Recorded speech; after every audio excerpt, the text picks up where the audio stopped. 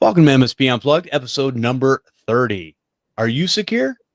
I'm your host, Jeff Halash. This is our live show where we discuss different ways to run your IT business, whether it's managed services, consulting, break fix, or anything in between. Let me introduce the co-hosts. We have Paco Lebron from ProdigyTeks. Paco, how you doing? Better than good, better than most. Awesome. Good to hear. And we also have William Leichter from Virsec. William, Willie, how are you doing? Yes, Virsec. Yeah, hi Jeff. Thanks for having me. Good to have you. Appreciate you coming out on a Sunday evening. All right, so let's go ahead and start off with our famous share a tip or story that we could learn from. And Paco, I'm going to give it over to you. I knew you would, Jeff. So I had a couple of them written down in my blank piece of paper right here.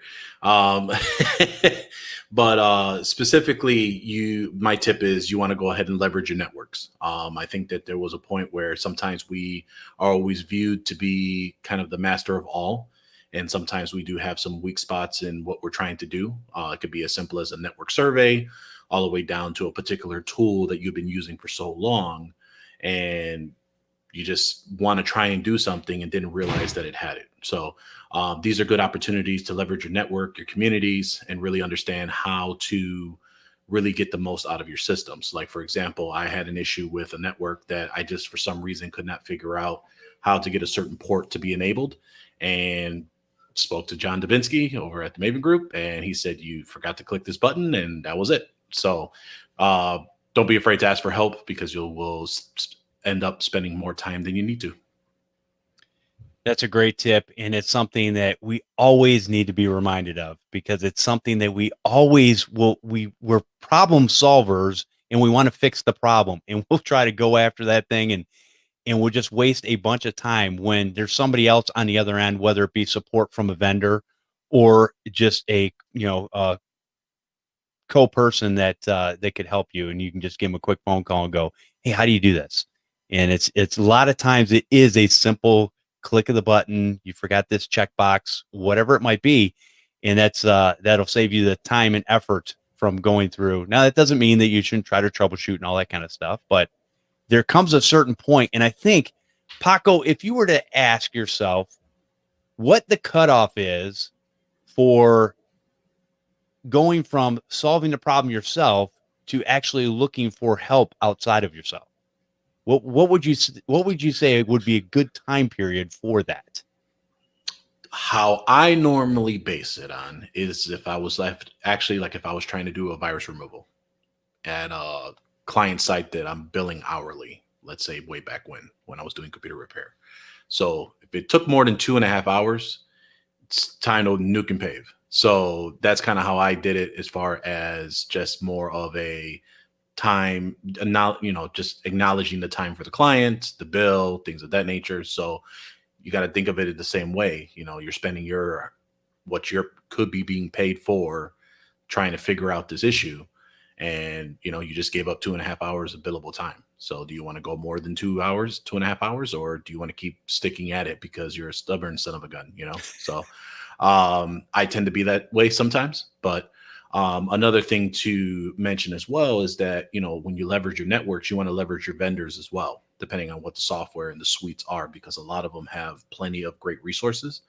And a lot of them have now been coming out with a lot of universities that you can train yourselves as well. So, for vendors such as Untangle, Snap AV, etc., they have a lot of full-fledged universities to really learn about the capabilities of those tools. So if you have the time, it's something to definitely take a look at as well. Well, and I'll even go a little bit above and beyond that and say you need to take the time to be able to get better at what you do. And sometimes that is really diving into a product or service that you're using and using it to the best of your ability.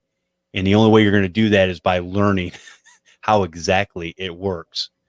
So that when you run into a problem, the first problem is always probably the hardest one. But when you run into that same problem the second, third, fourth, fifth, sixth time, you can solve it in seconds. And that's the expertise that you've gained from learning it one time. So take the time and effort to learn it. And so you have it in your tool bag to move forward and help as many people as possible and save yourself time and plenty of headaches. All right, let's move on. Willie, what type of tip or story might you have for us this week? Yeah, great question. So, I think what's top of mind for me is how security just seems to keep being broken, and we keep trying to do the same things over and over again. Like to Paco's point, hitting your head against the wall usually is not a strategy. So it's a little disturbing to see, like ransomware. Ransomware is, from a security standpoint, a lot of security practitioners are kind of dismissive. Oh, you can avoid that. It's not that big a deal. Why, you're just being careless. You're not backing up. But it's more of a symptom of broader things that we're not guarding against that just keep coming. And, then we can go into the whole topic of should you pay a ransom? That's, if you want to, that's a fun one. That's probably a whole webcast on its own. It's easy to say, of course not. You should never pay a ransom until it's your data that's your company. But when Garmin pays whatever $10 million to someone for ransomware, that means it's a lucrative business. So it's going to just only get worse. People are going to flock to it. So I don't know if that's a tip. That's more of a concern, but yeah. No, and it's good because it's something that people really need to think about. And I think a lot of people lose sight of, we put things in place like backups and stuff like that for the oh crap moment. And if we come into a time where we absolutely have to use that, then we will, but it's like our last line of defense. There's other things that, whether it be training, whether it be, having different layers of security, in looking at all the different ways to avoid this. And when it comes to security, we could stop and get rid of all the security problems just by getting rid of all the people. Done. Yeah, that's absolutely true. That's the way to get rid of both the security threats and the false positives and all the human errors. And that's where it lies most of the time, is human errors. And, it's always going to be like that. But there are different things that we can. There's a trade-off too. And that actually hits the fundamental issue of one of them. And maybe a little bit of a false issue, but that security is going to make business harder. So you've always got to, if you dial up security, you're going to be interfering with people. So you always end up dialing it down. And I think that's a mindset that we need to try to break out of. Because so many projects, like, I don't know, a firewall, you start with grand ambitions of you're going to know everything that's happening, and you set, really strict policies, and then the phone's ringing off the hook because you're blocking everyone's business. So then you dial it down until eventually it's a dumb box. So I think that's also, something we have to try to break out of that mindset. That security is a burden basically, and it's a pain in the butt, and if you whatever you do to be more secure is just going to make your life harder. That's a common mentality, but we got to break out of it. Yeah, and there's a lot of truth to that, but I think, like you said, it's a false sense, because if you have dual authentication, just as an example, on everything that you possibly can, every website that you log into, every piece of software that you log into, when you initially set those up, or you maybe redo a phone or redo a computer, you get to the point where you've got to, basically dual authenticate to all these different services. And then some of them will do it to you every single time. Yeah. And yes, does it suck? Absolutely. I'm not going to lie. But at the same time, taking the extra, 30 seconds, is that really going to put a crimp in your productivity for the day? I don't think so. Yeah. So it's just by being mindful about those things and taking the time and effort to go, yes, I don't want to do this, but we're going to anyways. And it's going to keep us, in the long run, it's going to keep us safer and, better equipped to stop things like ransomware and things coming into people's businesses. Absolutely. And there's been progress there. It's been a lot of progress. I 20 years ago, I had a product for two-factor authentication. And we were, preaching about the ills of passwords, and no one paid attention. But it's, it's finally, other than the biggest, most secure, like the banks paid attention. But that's the good example of it works. It makes things, exponentially stronger for authentication. It's not perfect, but it's just a whole lot better than not having it. And there's no excuse for not using it. Yes. It takes whatever, 10, 20 seconds more to make it work. And, if you think that's too much, too burdensome, then, I think you need to not be in security. Yeah. Or just, take all the computers and lock them up in the back room and give everybody a notepad and a piece of paper. Yeah, well, that works too. Yeah. I don't mind going back to those days. That's true. That's true. Okay. So let's move on from, I guess, let me talk about maybe a tip or story. I don't really have one. I'm just going to be honest this week. And Paco's shaking his head. Of course he doesn't, because he always does things last minute. And that's just the way Paco rides me all the time. But that's okay, Paco, because we're going to talk about a story that I just want to talk about anyways. So everybody knows that I love to play video games when I have the time. And, it's not normal for a 50-year-old man to play video games. Actually, it is. The average is about 45 years old, but whatever, take it any way that you want. So I've been playing with my kids, and my kids are all over the place. I've got a kid over in Seattle, Washington. I've got a kid over in Kentucky, and I've got 2 kids still living here. I've got a daughter over in South Korea. So when we can get together sometimes online, and that's the beautiful thing about computer gaming. We've always gamed as a family as they were growing up, but we're able to get back into some of these, online games and stuff now. And we're just sitting there chatting, talking to each other, because we're able to have fun and chat and talk at the same time. So it's a great way to actually build those relationships online with your kids, who, as a general rule, a lot of times will move away from home, which is not necessarily a bad thing. I don't mind it at all. So at some point, they've got to leave the nest, and the sooner the better. I mean, no, I'm just kidding. So, but we had a great time playing over the weekend. We got into a couple different games, and we just had a blast. And for me, it's relaxing to a point. And I do like playing video games. And I do, for the most part, I feel better after playing them.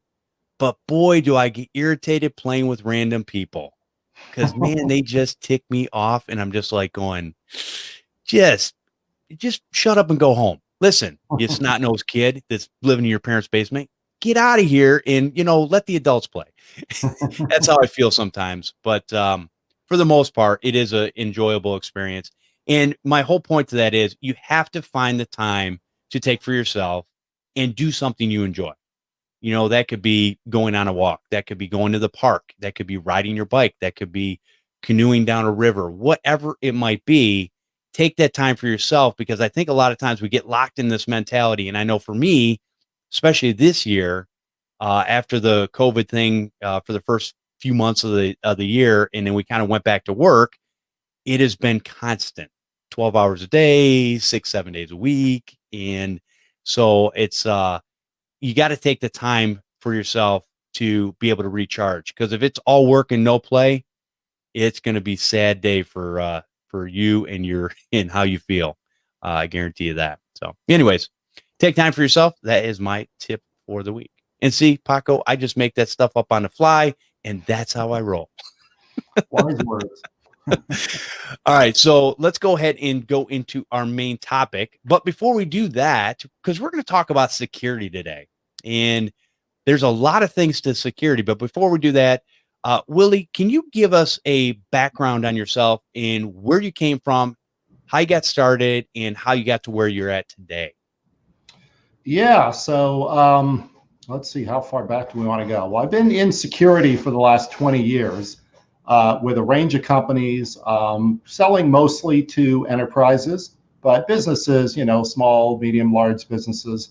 So I've been in this security game for, probably longer than most, but also, it breeds a little bit of, it makes you feel like you've heard it all before, or the fundamental problems haven't really changed. The technology keeps swirling around. I'm in Silicon Valley, so everything is, go, and you got to have the latest, greatest thing.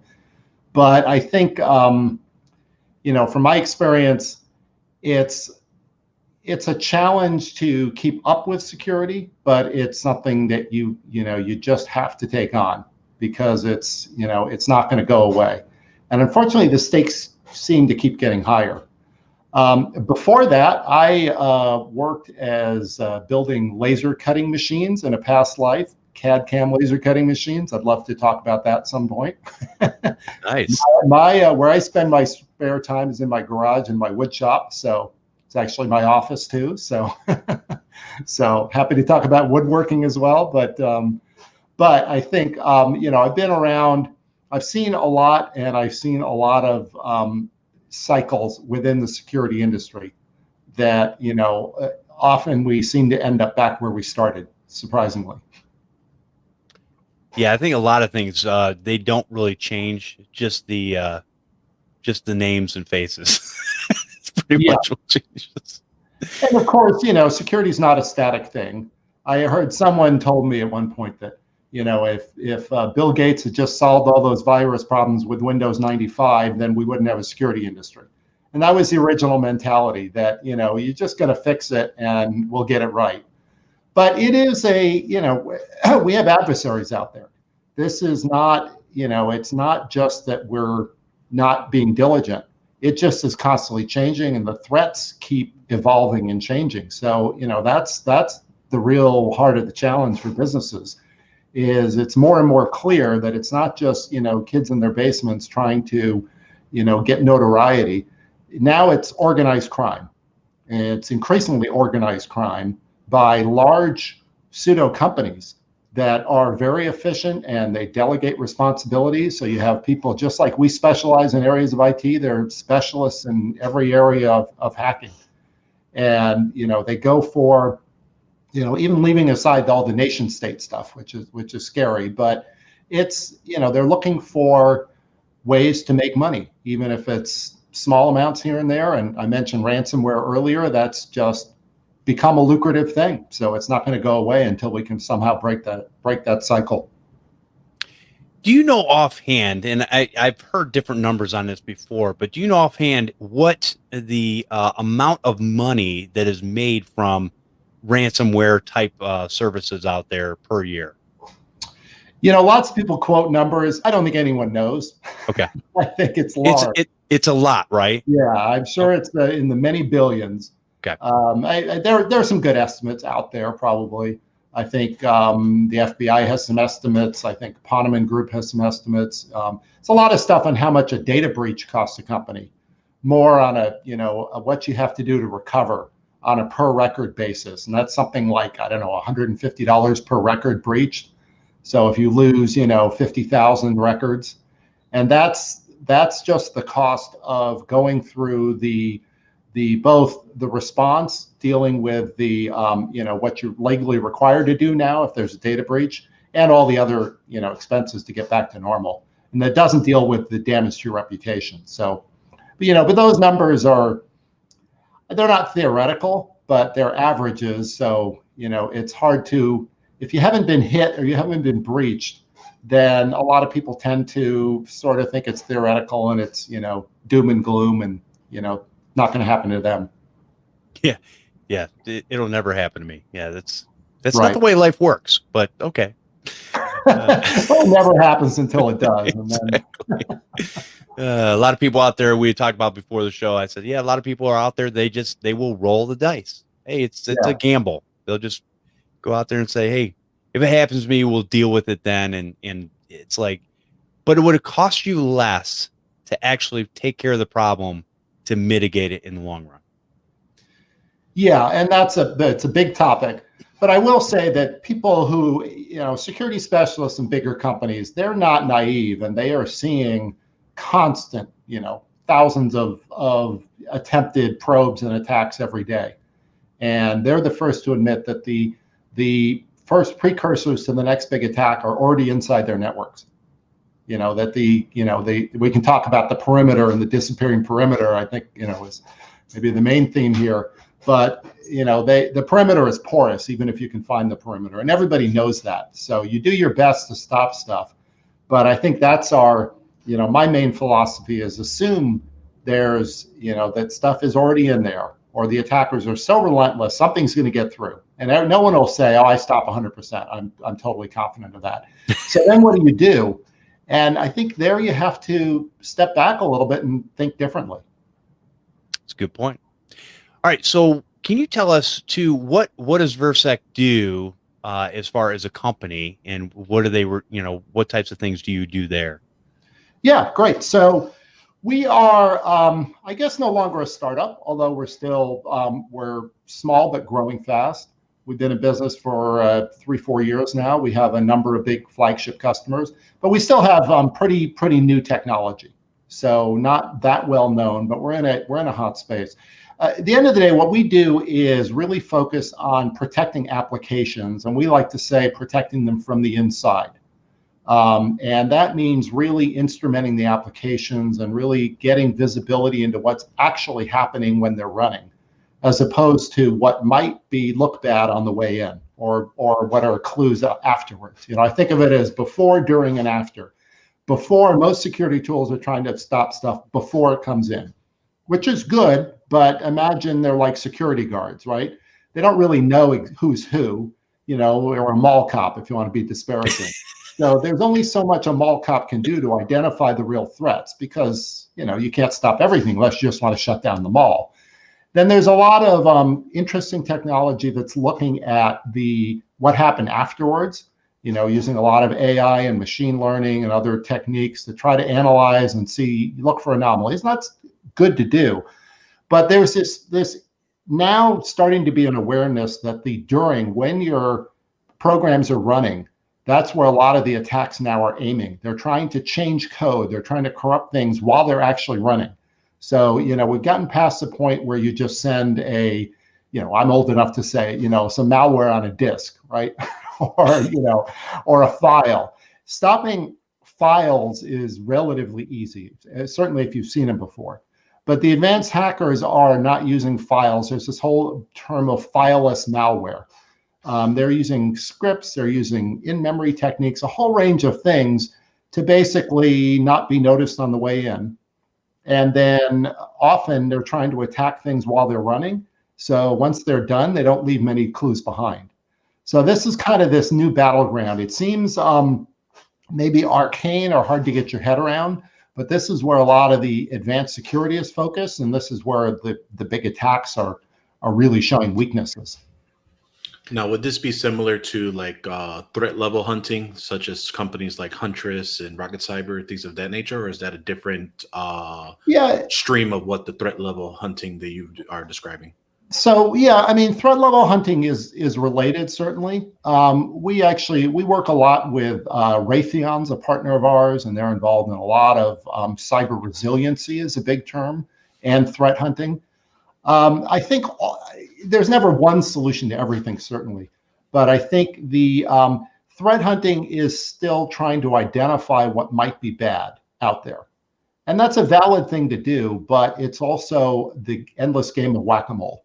It never ends. And, the minute we start using AI to go find the latest threats, guess what? The attackers are using AI as well. So they're going to mistrain your AI to go, feed you things that look like a pattern that then you'll react to. So that, it's, I don't know if you remember the Spy versus Spy comics in Mad Magazine. Oh, yeah. It just never ends back and forth. But what we focus on is a little bit of a different mentality, which is assume the bad stuff's getting in. Basically, we've got all these layers we built. I'm not saying get rid of them. Don't get rid of them. But they're porous. Stuff will get through. So now, can we see these things as they're happening? If someone is trying to jump to an invalid memory location, this is a pretty common technique if you want to exfiltrate data. You have various techniques, ROP chains and other things where you can jump some piece of data to a wrong memory location, and if you're not looking for that, it's almost invisible. So can we detect some of these things that are just not supposed to happen while the app is running? Partly how we do this, we have a technique called creating an app map. So essentially, imagine like Google Maps is a good analogy. When your apps are booting up and running, or you're installing them, we can map what's supposed to happen basically kind of a profile of what's allowed. And then if you're using Google Maps to go from, I don't know, pick your cities, New York to Boston, and suddenly you make a left turn and, you're in Philadelphia, that's not right. That's wrong. And, so the conceptually being able to map what's supposed to be happening based on, information that you extract from the software itself. And then it's fairly straightforward. If you know what it's supposed to be doing, you can generally tell if it makes a wrong turn pretty quickly and take action quickly. That's a good way to yeah, that's a good analogy, because I think a lot of people, it's one of those things where it's not if this is happening, it's when it's happening. Yeah. And so regardless, people can stick their heads in the sand and go, hey, we're not going to get to that point. It's like you said before, it's not going to happen to me, so on and so forth. But the reality is the bad guys out there are getting smarter and smarter. You can build as many mousetraps as you want. Yeah. And there's always going to be a smarter mouse that's going to avoid that mousetrap. It happens all the time. Well, think about it from a human standpoint. Yeah. Humans are constantly innovating, making new things that they're trying to, because I think this business of hacking, especially with the ransomwares and different things that people are doing, is a multi-billion-dollar a year industry. I firmly believe that. Without any hard numbers or anything, I'm telling you, they would not be doing it if it was not lucrative. They wouldn't waste their time for a few bucks. So it's only going to get worse. And if we don't do something to make it harder on them, then they're just going to have free reign. And a prime example, I just had a customer who I had fixed their computer a few months back, right about the time COVID hit, and they were on Windows 7. And I said, listen, Windows 7 as of January 2020, it's no longer being patched. It's no longer being updated. I said, you got security holes in here. It's going to be a problem. You need to replace this computer. Come a few months later, and somebody gotten in their Amazon account and basically stolen their credit card and used it for various purchases. And I went back to him. I'm like, yeah, we discussed this before. We need to replace this computer. You need to shut this computer down. There's not a whole lot I can do with it because there's known holes in the Windows 7 operating system that people can get into that they already know about, that Microsoft they're knowingly not patching. So you've got an open system here, and it really, it doesn't matter what, you could throw an antivirus on there. You could do all these other things. There's still those exploits in there that the antiviruses are not looking at. They're not going to, know that there's a hole here, so stuff is going to get through. And so, we came up with a plan. We're going to get a laptop and with, Windows 10 on it and get her back up and running. And so it's one of those things where you try to explain it to people, and it's like, hey, this is what you need to do.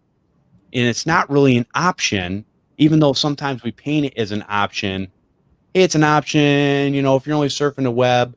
Well, we're talking January 2020, Microsoft stopped supporting Windows 7. And here we are, August 2020. And this is one person that I know of. And so there's got to be many out there. Millions of them. The FBI just put out a warning about Windows 7 being end of life, that this is going to be a big avenue, because best case, there's still going to be tens of thousands of Windows 7 servers hanging around. Whatever, it's the server you forgot about, or it's something that's running an older program that only runs on Windows 7, or, it's whatever, some 16-bit thing. These things, they live a long time. If you remember WannaCry a couple of years ago, that was devastating, particularly in the UK for the national health. And they had tens of thousands of Windows XP boxes that were way out of date, but they didn't have the budget, the time, the staff. It just kept being deprioritized.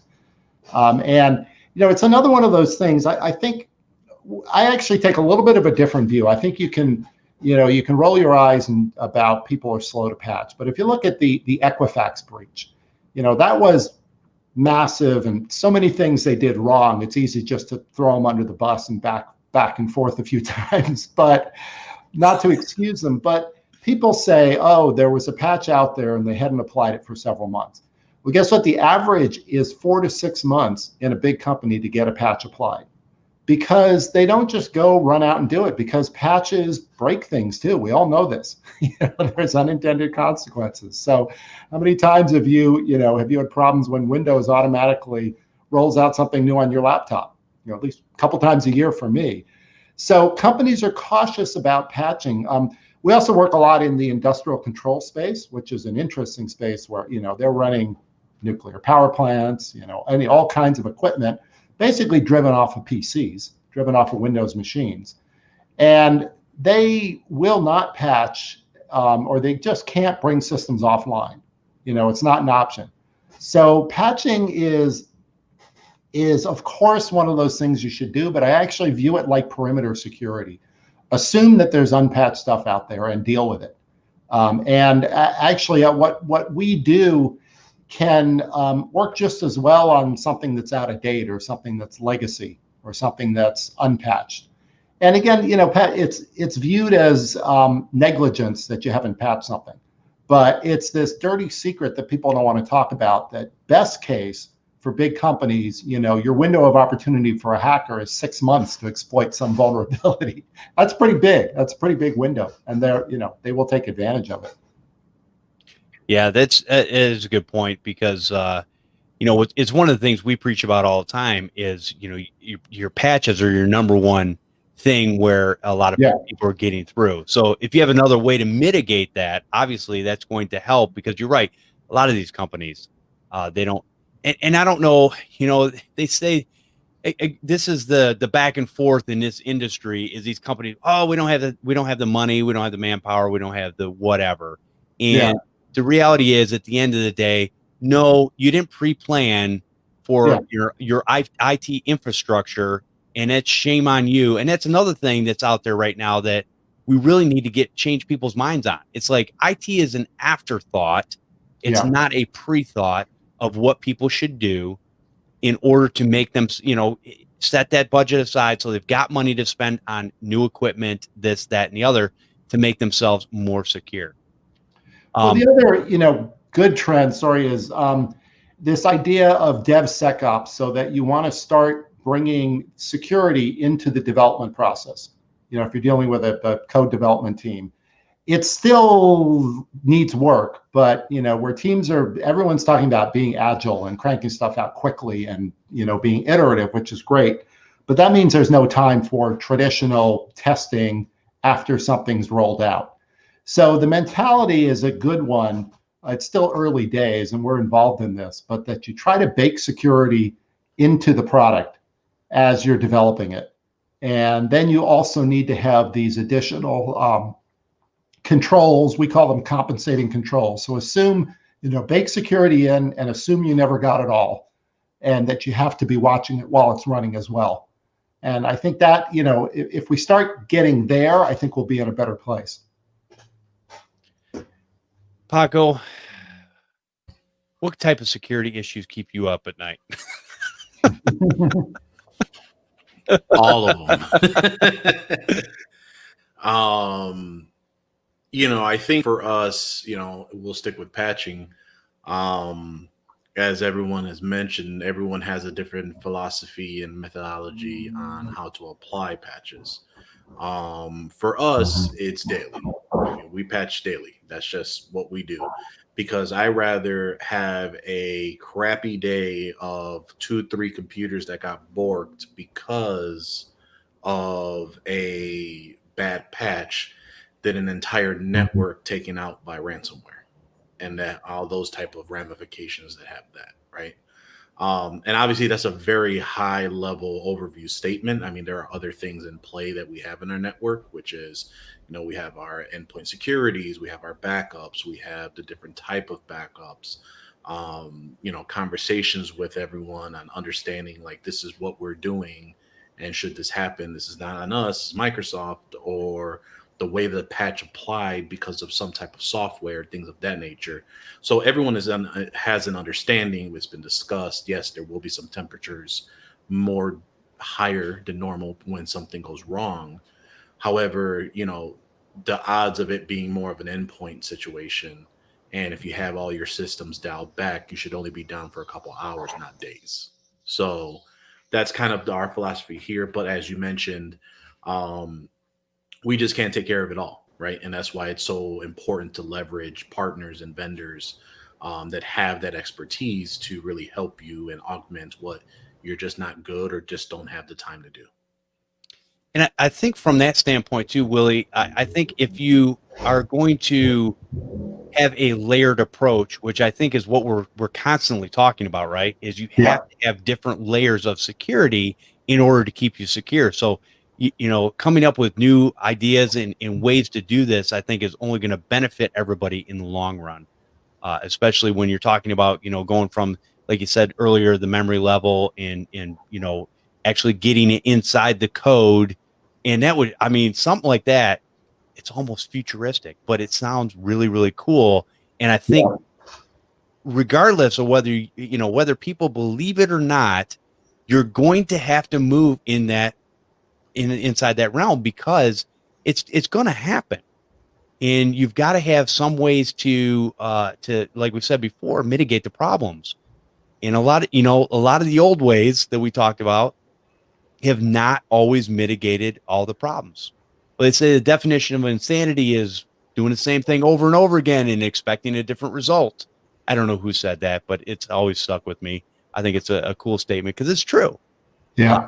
I don't want to beat my head against the wall doing the same thing over and over again when it's netting me the same results. I want to find new and clever ways to go out there and protect my, end users.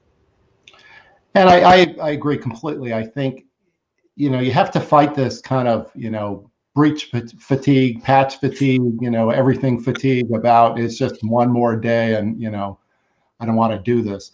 The other element here is, networks are changing with the cloud, with managed services, with SaaS. It's not just that your networks, your perimeter is porous, your perimeter is disappearing in many cases. And that's a whole new set of challenges that people are aware of, but I think it even calls out, it certainly calls out for rethinking security. And, and then trying to take the approach that what's most important to you and how do you protect it, or how do you attach security to that application, that data, that asset, wherever it is. If it's running up in Amazon somewhere, or if it's in Salesforce. And starting from that point where we have to, essentially, the whatever was our nucleus of our own networks now is kind of turned inside out. But you still have to, it's still at the end of the day, your data. If there's, let's say you're in healthcare and there's HIPAA, you're still going to pay, big time if that data is breached, or you're going to go out of business, or with the GDPR in Europe. So, they're holding a lot of people to higher standards now, but you have to think about, start with what's most important, where are our crown jewels, and where are we going to be in the most pain if that gets compromised, and then work your way out. And like I said, if your data is in the cloud, it's in different networks, you really have to find a way to not just sort of try to wash your hands of it, because you're still responsible for that data. You're still responsible for those apps.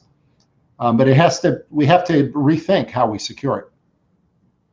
And I think that's a valid point too, because if you look at, let's look at the landscape of today.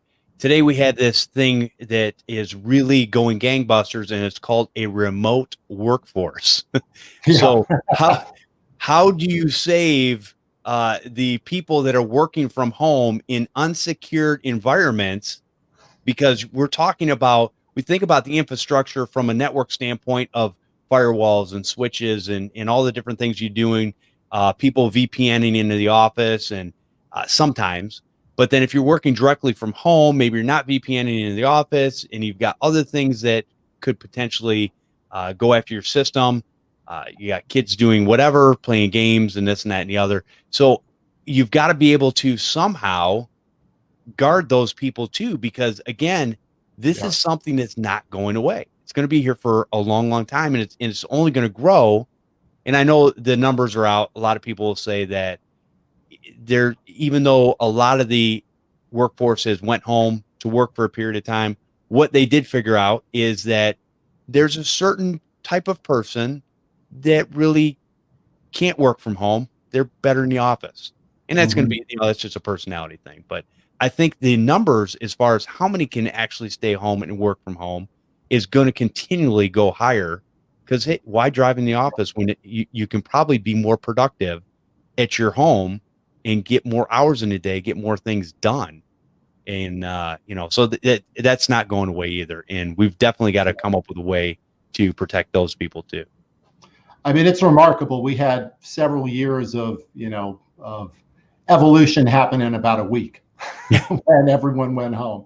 And a lot of impressive things happened, and frankly, it went a lot better, I think, than most people thought it could. But there's been many corporate applications where before they would say, no way do we let someone access this remotely because it's just too important or too sensitive, or we're going to draw the line. We're going to have reasonable boundaries, or everybody's going to have a corporate laptop that's locked down and that's the only way they get on. And so much of that has just, it's not practical when suddenly, 90% of people are at home and you've got to make it work for them. So yeah, there's a lot. I mean, it's who knows whether it'll be permanent, but you got to believe that it's going to have long-term implications. I mean, out here in Silicon Valley, companies like Facebook are now saying they're going to permanently let half of their employees work from home, work remotely, which is a massive shift. There's tens of thousands. I don't know how many employees they have, like 30,000, and they all have office space nearby here, but they're only going to need half of it now. So, at least that's the current thinking. So it's amazing. Yeah. So from the standpoint, obviously, one of the things, if we look at security, and we've kind of touched on this a little bit, maybe we can go a little deeper into it, but it's really not keeping up with the technology, because technology is constantly moving leaps and bounds ahead. And it's almost like we're running this race and we're constantly just trying to catch up and, be in front of all the bad things that could possibly happen. And it's like, it's this constant battle. And like you talked about, there's all this fatigue out there. I think people get to a certain point where they go, I'm just tired. I'm tired of chasing this. I'm tired of going after it. And so there's going to be a lot of people out there that are going to raise their hands and go, whatever happens, happens. I'm done. I can't physically or mentally put up with this anymore. What do you do in those situations? I have to say it's not new. I mean, this has always been a trend that the innovation happens, and then we start thinking about security as an afterthought. And that mentality is a problem. It will never go away entirely, but I think we have to evolve beyond that, where security is an afterthought, because we're gonna, and part of it is the hubris of people in Silicon Valley, frankly, where they can change the world and they can, they're going to invent the next big thing that's just going to be, everyone loves the term disruptive. It's going to change the way we do business. And I don't want to, the innovation can be great, but you've got to deal with security up front. It's got to be baked in. I mean, we've seen this with IoT devices, where this whole rush of everything is internet enabled. I mean, my sprinkler system in my backyard is connected to my iPhone, so that's great. Is it secure? I don't know, and I should, but there's been such a rush to enable everything just because you can, that there's inevitably security issues there. Now, part of it, I think we have to have better standards and some amount of responsibility. I view this on the other end of the tail. I mentioned HIPAA and these data privacy laws. That's what keeps CIOs awake at night, is there's going to be a breach and they're going to be fired because it's going to turn a $100,000 breach into a $10 million problem because they're violating people's data privacy laws. And those have had a very very strong impact on the industry. People take them seriously because their jobs are at risk and the numbers are phenomenally large. And I think we're going to see an increase. Now, it takes a while for the regulations to actually turn into, into actions. But I think there's some positive things happening there. We just introduced a data privacy law in California, well, I think a year ago, similar to the GDPR in Europe, and it's happening all around the US. So at least if, I don't think the laws are ever going to be able to say, use this technology, because they won't keep up with the technology. But if there is a responsibility that we have to protect consumer data, that is a legal responsibility, and and you have to take it seriously, that does have some impact, and it gets people on their toes more and being less complacent about it. Yeah, I go back and forth, because one of the things I've always thought is we talk about security and how security is moved forward and the different things that we're required to do by law. And I looked at it from a standpoint, if you're worth your salt in whatever it is you do, Mm-hmm. you should have been doing this from the beginning without being forced. And that's if, you go to that customer and you go, no, you got to understand, in order to work with me, here's what we're going to do. Because at the end of the day, I'm here to keep you safe as possible. If you're not going to do that, you and I are not a good fit. And unfortunately, there's a lot of people out there, and good people, they won't do that. They won't cut the ties with those companies. And it's like, hey, you know what? You're doing some things that I don't agree with. And so I'm going to move along, and I'm going to work with some companies that want to follow the proper practices. And so it's one of those things where it's unfortunate everything has to get to the point where a legislative law has to come into effect in order to force people to do the right thing. Yeah, and that's a broader topic. And I think, there's a mix. There are people who will do it because they're more forward thinking and more cautious and more on the ball. But then there's a lot of people who won't. Yes, I agree. We're not going to legislate ourselves into having security. But I think this increased focus on data privacy, in my view, has been a net positive, or it has forced better behavior across a lot of industries than we had on its own, because this stuff, there's been a lot of recklessness with data. But look at Equifax. I was bringing them up, defending them a little bit, but 143 million records. Now there's something to get fatigue about as well. It's like, how many times mathematically has my data been breached? Probably 5 times. So well, now what? In a lot of times, and we've talked about this in the show in the past, is I've always said it's not, if you get hacked, it's when. Yeah. And so every company, whether you hear about it on the news or not, at some point or another is going to get hacked. The only way that you stop that permanently is, like I said earlier in the show, you unplug all your computers, throw them in a closet, and you basically go to a notepad and a pen, and you call it a day. And everything is done by fax. Oh, wait, do we still have faxes today? Yeah. So, but it's like, it's the conveniences of the technology that make us better at what we do and able to get information faster and to the people that we need to get it to. And so it does help. And it's one of those things that is not going away, but we do need to get better at figuring out how to secure those things, and just, try to mitigate. Security has to be a process, and it has to be hand in hand with how you run your business and how you develop products and how you train your employees. And that's, it maybe sounds cliche, but I think it has to be, that's the only way you're going to get ahead of it, because it's not just a single isolated thing. You buy a new tool, you buy a new product, and you're done. It does not end. And maybe that's, the responsibility in people in our industry to make people realize it's not, this is not a one-time thing. This is ongoing, and you're going to have to keep, just like you're saying, Paco, with patches, you're going to do them every week, or you're going to fall behind. If you want some bedtime reading, I don't know if you've ever looked at the National Vulnerability Database. This is put out by NIST. Go to nvd.com or look up the NVD on NIST. There are around 20,000 vulnerabilities they publish a year. So every month there's like another 1,500 vulnerabilities. And these are things, so do the math, whatever 70 or 80 new vulnerabilities you probably should be looking at on a weekly basis. Now, that doesn't mean all of them are going to bite you, but the scale of it is daunting, and people understandably get overwhelmed.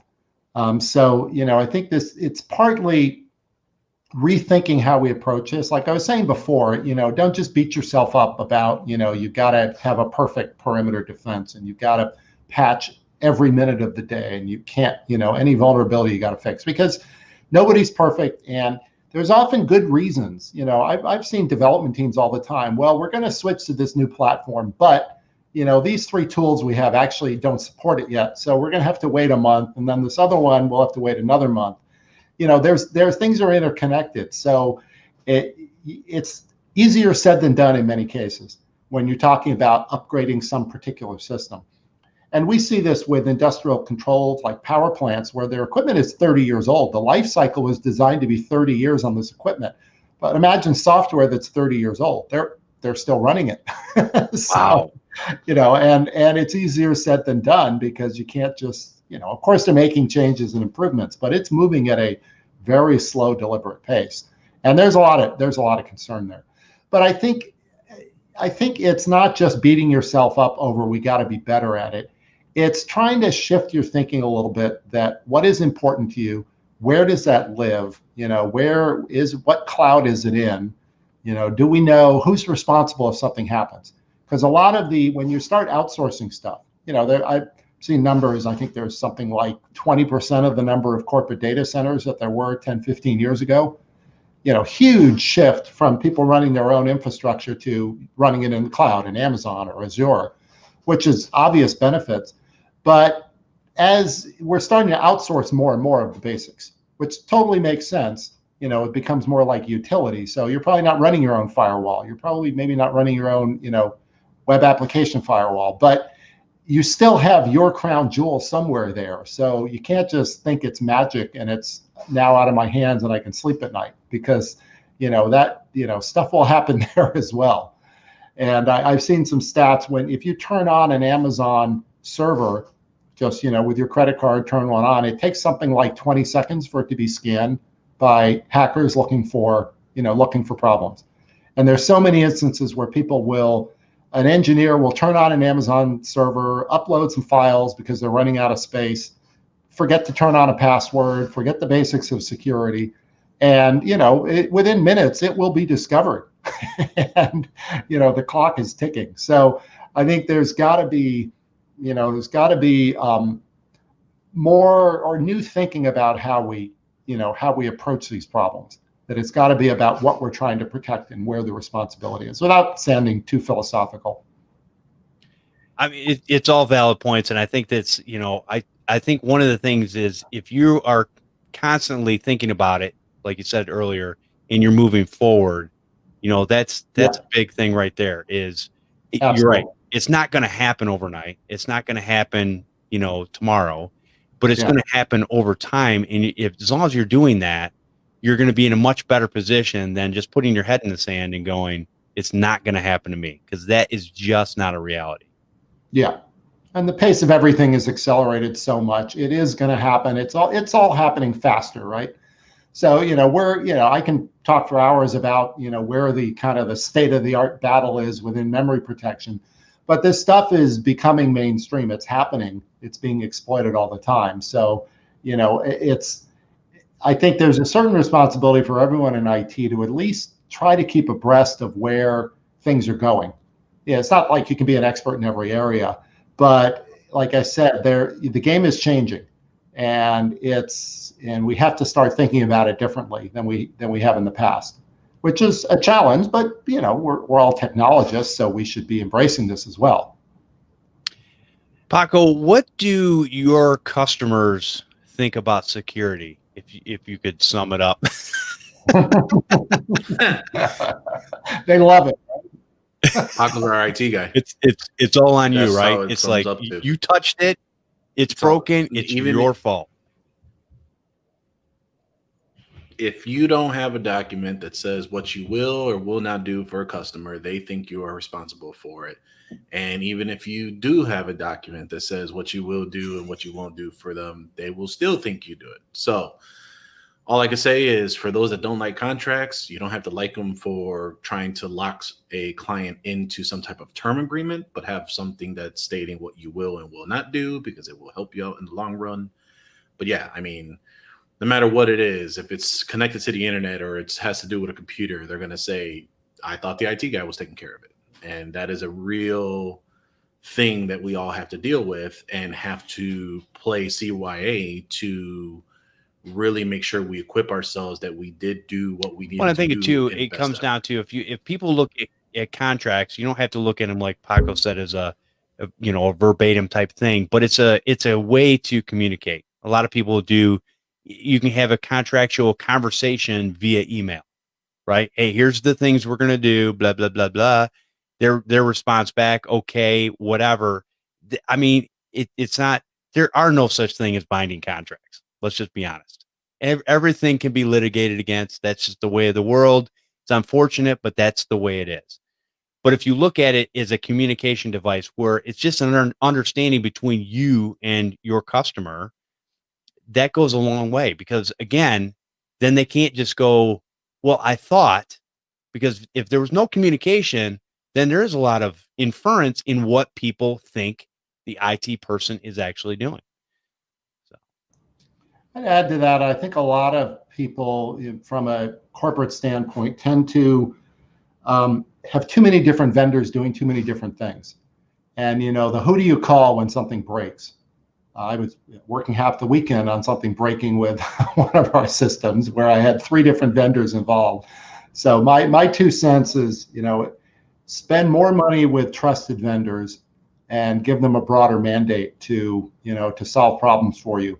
Because if you're having to, if there's 2 people involved, it's 3 times as complicated. If there's 3 people, it's exponential. You need to have these trusted relationships. It's not that someone who knows everything, but someone whose point on solving problems is critical. So I say spend more with your IT team.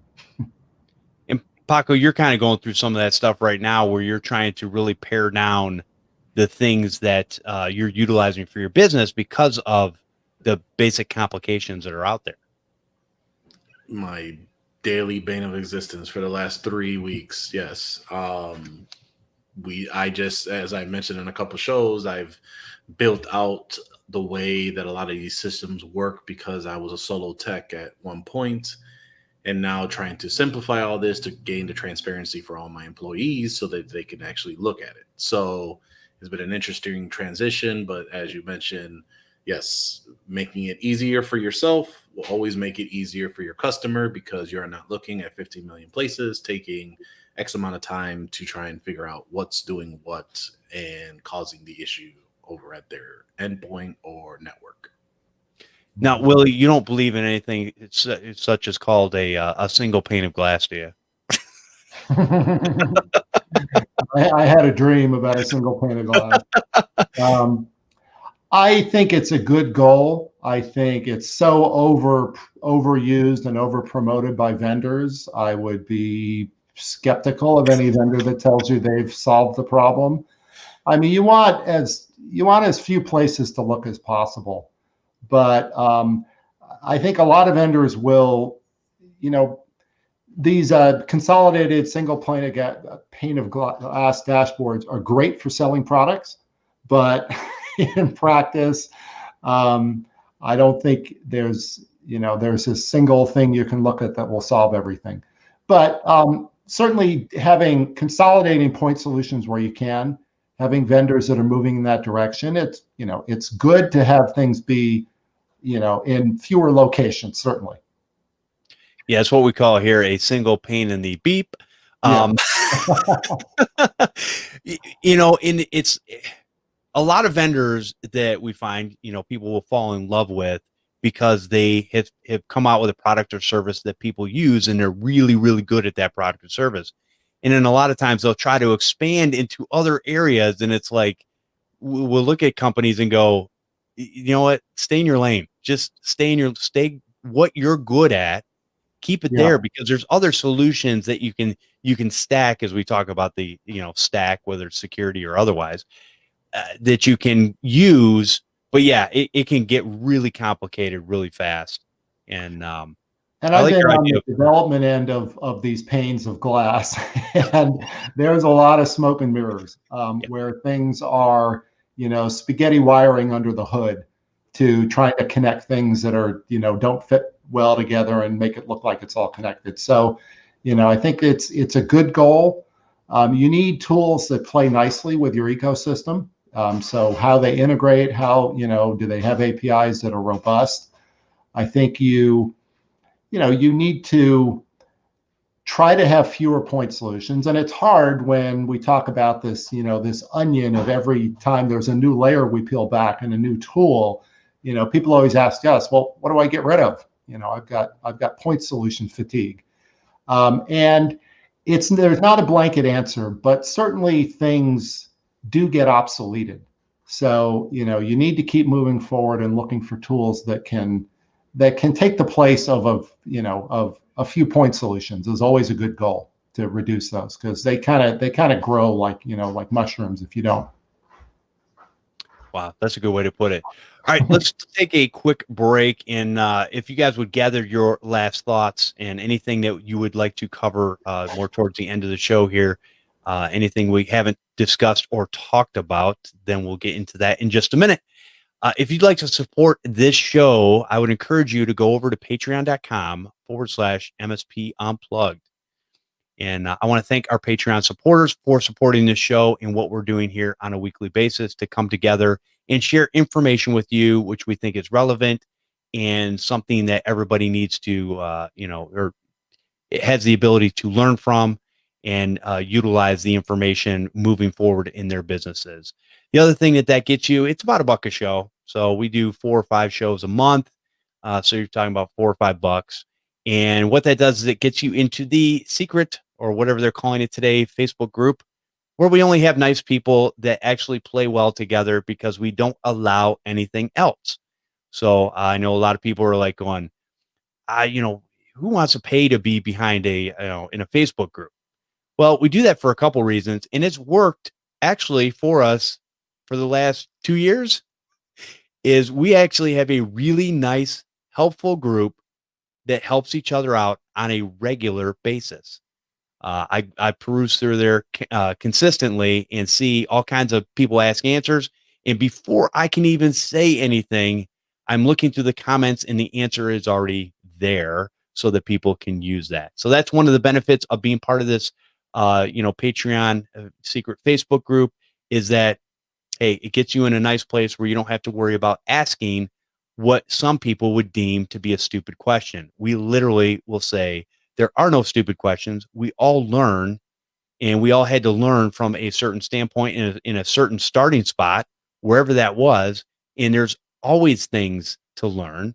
As our good friend John Dubinsky always says, the one thing he knows for sure is he doesn't know everything. And I concur with that. He does not know everything. Oh, I mean, yes, we don't know everything. So maybe John will come on the show when I'm on sometime and defend himself, because, I keep putting the jabs out there, and we'll see if he's actually paying attention. But love you, John, anyways. And I'm sure we'll talk soon.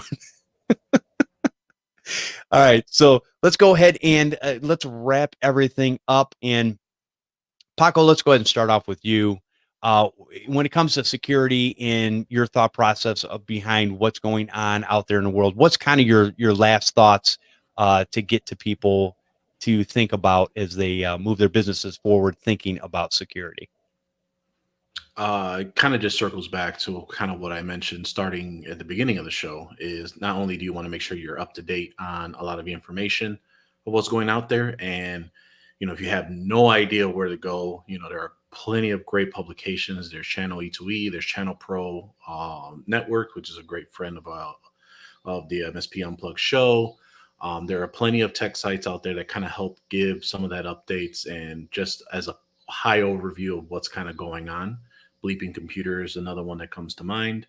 And going back is leveraging your vendors. I mean, leveraging your partners and making an understanding of what's the limitations that they can do. Where does the buck stop? And are there any gaps that you need to just make sure you're aware of, as Willie has mentioned, the porous nature of security, and how do you protect yourself and how do you help maintain that as best as possible? So leveraging your vendors, leveraging your partners, really keeping up to date on what's going on. Just don't bury your head in the sand and just think that everything's going to be working as it is, or it's not going to affect you in one way or another. Very good. And Willie, what are your lasting thoughts on this topic of security and the things that we've talked about today? Anything that we haven't mentioned as of yet that you want to make sure that people understand and hear about? I think I'll, probably reiterate that when, the security topic comes up, it's not just, glaze your eyes over and let the IT people worry about it. It's you, it's everybody. That's a cliche, but, and I also think we have to be looking for new ways to approach the security problems. I think you mentioned that what the definition of insanity is, always doing the same thing, expecting different results. I think it was Einstein who's quoted as that, but okay. I've also read that he said the opposite, so don't quote me. But but we have to be thinking, things are changing dramatically. I mean, with COVID, we've seen this incredible change. And I will actually compliment, millions of IT people and people who have taken security fairly responsibly and realize that they have to play a role here. But we have to keep our guard up, and we have to think about your business as being dispersed now, not just in one location. And COVID is a good analogy. So we're not in one location anymore. But this has already been happening, with the cloud and mobile devices and all these different things connected. That doesn't mean you can just wash your hands of security. You've got to get an understanding of what's important to your business. Where is it? And start from that point and figure out how you're going to secure it going out. And I think you'll be in a better standpoint, because we have to keep up the old layers of defense, but they are porous, they're being bypassed, and that's happening every day. So we've got to keep being on our toes, because it's a battle. And unfortunately, it's not just a problem that we go cure and then we're done. Because it's going to keep, people, like you said, people are making, I'm sure, tens of billions of dollars at least in organized companies trying to steal corporate assets, intellectual property, your data. Everything has a price tag on it. So it's being monetized. And that's what's driving this underground economy. So, understand it exists. It's going to hit you at some point. So, we've got to, it doesn't mean we curl up and, and go away or shut down the business. We just have to stay on the ball and be up for the fight. Very good. And Willie, I want to thank you for coming out today and sharing with us. It's been a pleasure to listen to the things, your thoughts on security and how we need to think about these things moving forward. A lot of good thoughts in there. Well, thank you. Really enjoyed it. Really appreciate the opportunity. So thank you so much. Now, if people wanted to get a hold of you or find out more about Virsec, where would they go to do that? Sure. Go to our website. It's virsec.com. We also have a lot of educational webinars we put on through our Bright Talk channel. So you can see, we put out new things every week with various industry experts discussing topics around security, not necessarily even about our technology. We have, but there's a lot of information about what we're doing, and then obviously we're trying to be involved with the community and in outlets like this. Very good. Yeah, well said, and a lot of good information to definitely think about. So very good, and we will have those links and stuff in the show notes, so you guys can check that out. And I would encourage you, anytime, like Paco has said, anytime you can educate yourself. Find these different channels. People are putting this stuff together to help you. And a lot of times from a free standpoint, they're going to put that stuff out there so that you can, it's everybody helping everybody. And when it comes to security, I think the more people working together, it's always a better way to go. Paco, if people wanted to find out more about you or what you're doing, where would they go? They would tune into this fine programming every Sunday at 7:30 Eastern And you can go ahead and find me over on LinkedIn or on the Facebook in the MSP Unplugged Facebook group. Awesome. And thank you again for coming out and being my great co-host. It's fun actually when I get to be on here with you, and it's not just you or me, even though we cover each other well. It's nice to have you as part of the team. So appreciate that. Okay. So if you want to watch the show live, you can hang out with us in the chat room over on youtube.com/MSP Unplugged pretty much every week, every Sunday, except when we take them off, which happens periodically. You can also subscribe to our YouTube channel and your favorite podcasting app to never miss an episode.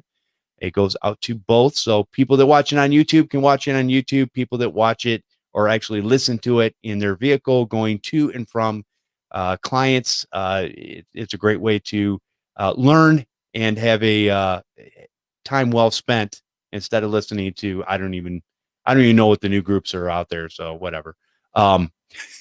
Listening to any type of music, whatever. Sometimes you got to do that. But anyways, good educational programming is hard to come by. So hopefully we're providing that for you. I want to thank you for listening, and we will see you next time on MSP Unplugged.